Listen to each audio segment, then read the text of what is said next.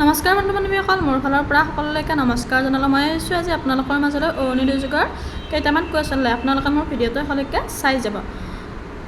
First কুৱেশ্যনটো আহিল, কিমান চনত প্ৰথম অসমীয়া সংবাদপত্ৰ তথা আলোচনী প্ৰকাশ পায়? 1846 চনত। 1880 চনত কোনখন আলোচনী প্ৰকাশ বন্ধ হয়? অৰুণোদয় আলোচনী। অৰুণোদয় যুগটোৰ বিস্তৃত কাল কিমান চনৰ পৰা কিমান চনলৈ? 1826 চনৰ পৰা 1888 চনলৈ। মোৱামৰীয়া বিদ্ৰোহ কাক বোলে?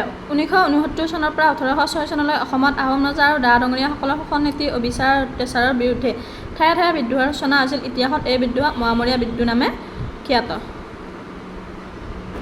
কিমান চনত ইয়াণ্ডাবু সন্ধি স্বাক্ষৰিত? 1826 চনৰ 24 ফেব্ৰুৱাৰী তাৰিখে অসম মানৱ অত্যাচাৰৰ পৰা মুক্ত হয়।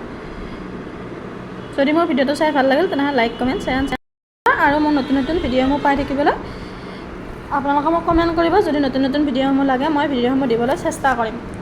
কেনেকুৱা লাগিল জনাব আপোনালোকে কমেণ্ট কৰি, আৰু সকলোৱে প্লিজ মোৰ চেনেলটো ছাবস্ক্ৰাইব কৰি দিব। আজিলৈ আহিছোঁ কেকে টেচিং চেনেলৰ পৰা। Bye bye.